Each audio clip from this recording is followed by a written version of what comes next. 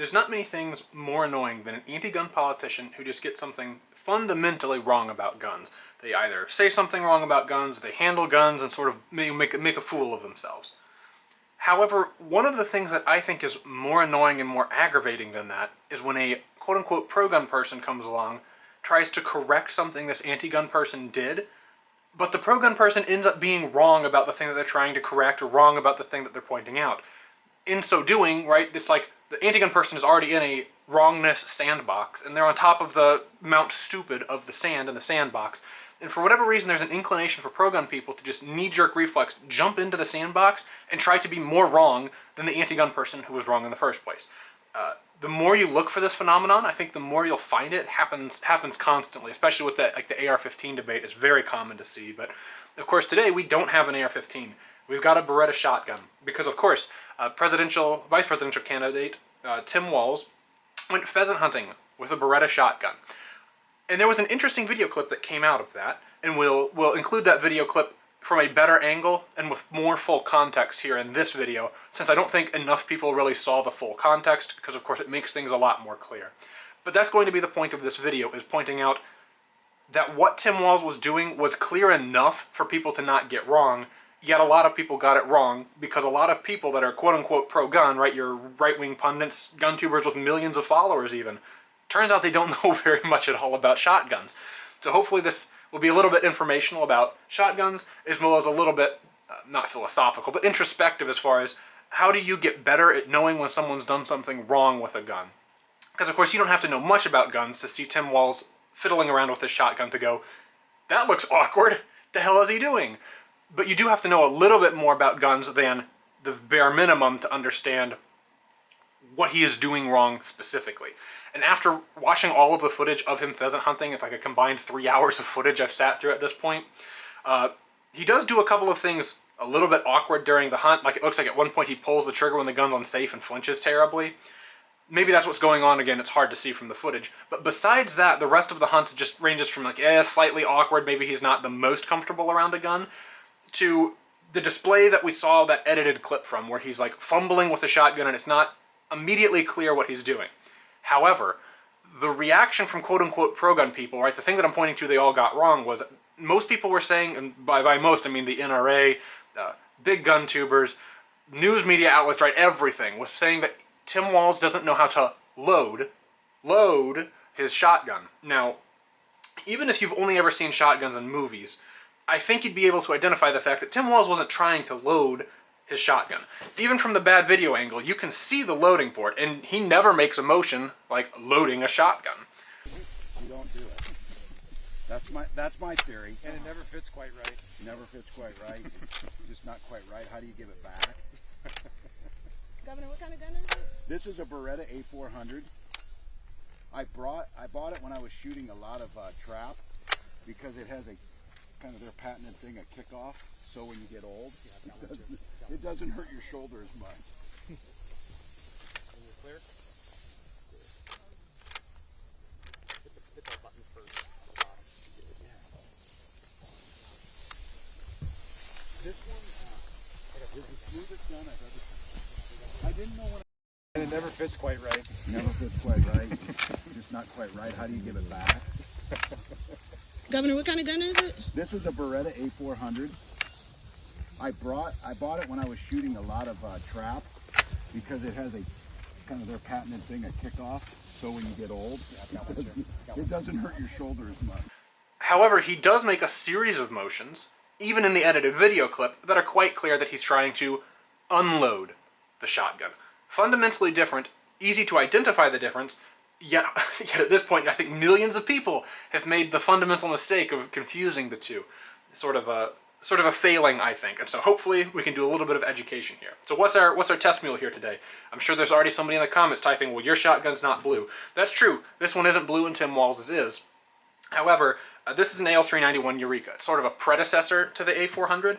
It does have a different gas system. The bolt is a tilting instead of a rotating, but the way the feed mechanism works is the same. The way the gun is loaded and unloaded is the same. The way the gun tenders shells from the magazine to the chamber is the same.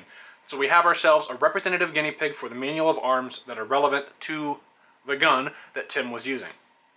So, to sort of jump right into things, loading and unloading on this gun, just to sort of show you the difference in how they look, as well as to sort of walk you through the steps that Tim would have had to have gone through. So loading it is fairly easy. For your first round, drop it into the action just like that, push the button to close it. We'll go ahead and kick the gun on safe, since we are using hyper-realistic snap caps today. The remainder of the shells to load this gun just go in the loading port. Very easy. No need to hold down any extra buttons or anything. Just go ahead and fill up the tube like so. Now, at this point the gun's loaded. If you took it off safe, pull the trigger, it would fire. However, in hunting there's sort of, and I guess I should preface by, he was pheasant hunting, right? And I just to address this quickly, some people were saying, well, if you had more than 3 shells in the gun, that's an illegal. You can't shoot birds with more than 3 shells in the gun, which is a misunderstanding of the Federal Migratory Bird Act, and some states have their own version of it, but that applies to migratory birds. Pheasants aren't migratory, and I'm not aware of any state that has pheasants that also has a 3-round for all birds sort of law going on. So no, I don't think Tim did break the law, because additionally, at every point across the video, I don't ever see him touch a gun that has, there's never proof he has more than 3 rounds in the gun. And in fact, in the full clip of him unloading, he gets 2 shells out of it, and that's it. The gun's empty at that point. So I don't think he had more than 3. He may have only had 2, but I think it would be reasonable to assume maybe he's got 3, because with the sort of factory limiting plug in this gun, right, you get 1 in the chamber, 2 in the tube. Your traditional 3 rounds that you use for migratory birds, but obviously not migratory pheasants. Migratory pheasants would be weird. But in hunting, right, there's 2 kinds of unloading. I'm going to refer to the first as sort of an administrative unloading, and the second as a total unloading. An administrative unload is something you do where, like, at the end of walking a field for pheasants or these sorts of things, you'd need to make your chamber of your gun empty because you're going to get in a vehicle, because some states have laws regarding having a loaded gun while hunting in a vehicle specifically to prevent you from, like, shooting stuff from a vehicle because that's non-sporting to some people or whatever. However, because of laws or regulations or rules or whatever, you will come into instances where you need to make the gun safe in terms of not having a round in the chamber. This is also sort of commonplace in hunting for jumping fences, jumping creeks, wading creeks, climbing rocks, these sorts of things, because especially older shotguns can inertially fire, right, where you drop the gun and it causes the gun to go off, and that's mostly because shotgun primers are fairly sensitive compared to other primers, and they're also rather large. But as a result, shotguns, some shotguns anyway, can fire inertially. So if you're going to go and cross a creek, you'll want to make the gun safe. So to do an administrative unload, it is fairly straightforward. If you're crossing a creek or getting on a vehicle or whatever, you go ahead, jack the round out of the gun, and with the Berettas, no matter how many times you pull that charging handle, it's not going to get another round out of the magazine, because because of the way the magazine system works on shotguns, right? It has to have a series of compromises in terms of how it works, such that you have to be able to load the gun when the bolt is forward, which means it can't be trying to feed a shell when the bolt is forward. So you need a sort of interstitial system that will release a shell after the gun has fired. It's basically the way that works out. So, because again, you need the gun to feed when the bolt is forward or on its way back, and you can't really get that to happen unless you have a different internal mechanism, because you want to be able to just, feed rounds straight into the tube like so.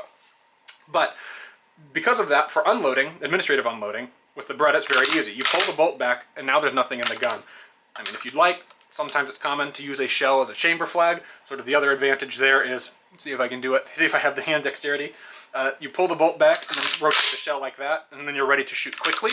But otherwise, the gun is very obviously safe, won't fire if dropped, these sorts of things. So that's an administrative unload on this gun. However, in the video, we can be sure Tim wasn't trying to do an administrative unload.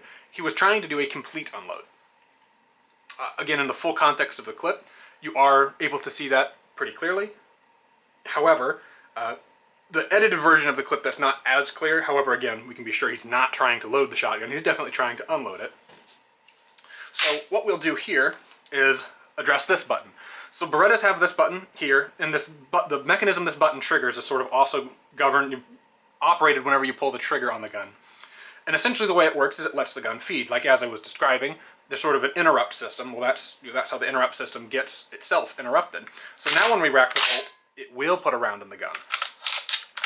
Pushing this button and racking the bolt a bunch of times isn't really the best way to unload these guns. You can just reach in here and then push over on this latch and get shells out one at a time.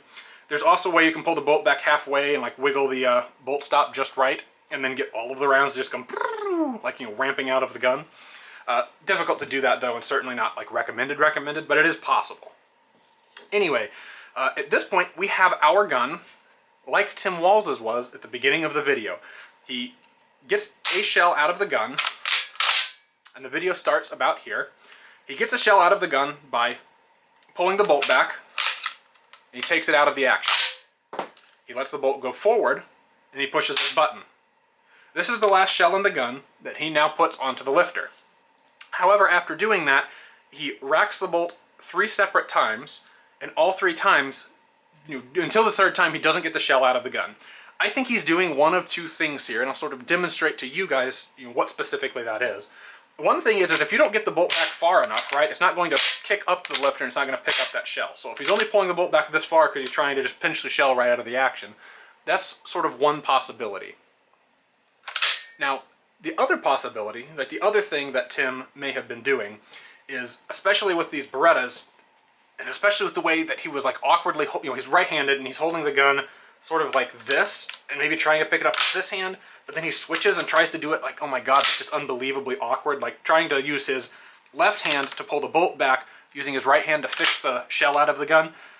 Unbelievably awkward. And one thing you can do, right, if on his first rack he did get the shell into the chamber, and then on his second rack his fingers cover the action, you can just bump the shell right back into the action, and once it's down in the action you sort of have to shake it out. And I think this is probably what he was doing. The way he was holding the gun was just, I can't stress enough how awkward that is.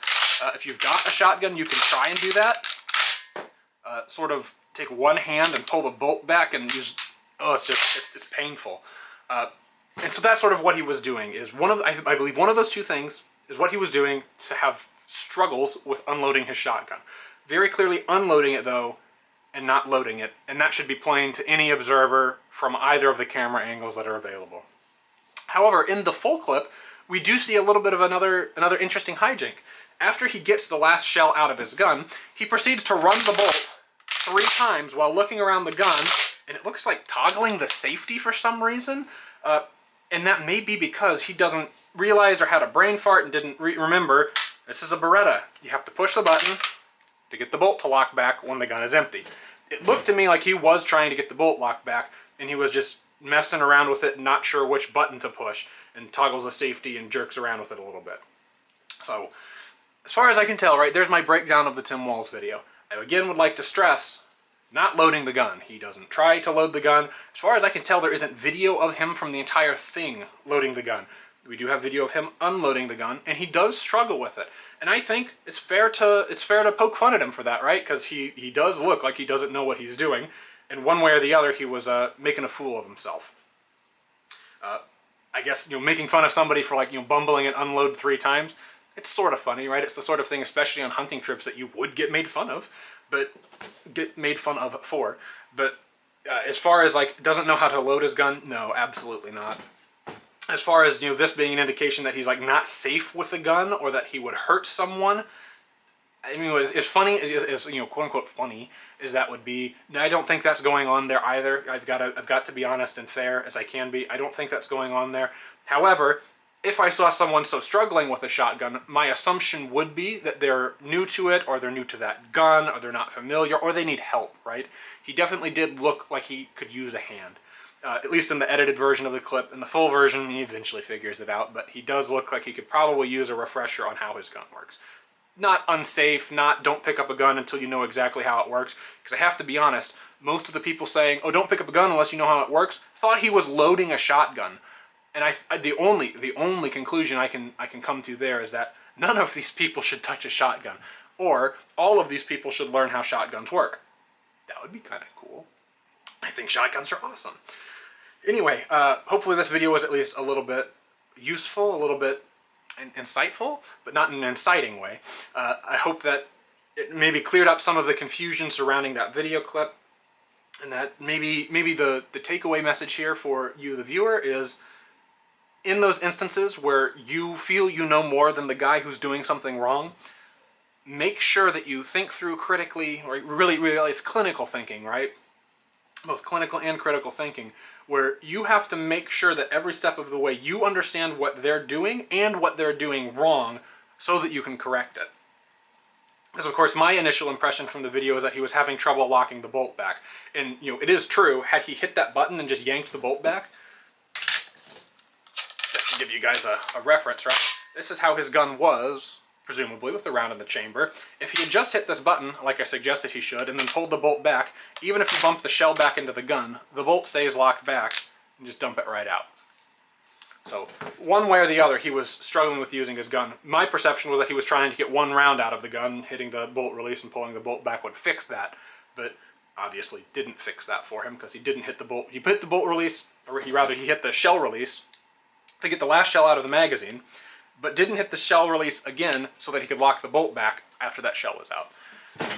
Who knows, hard to say, a little bit of a brain fart, a little bit of a funny political moment, but we should all try and resist the urge, resist the tendency to say the first thing that jumps into our head when we see someone doing something stupid, because you can end up being the stupid one too.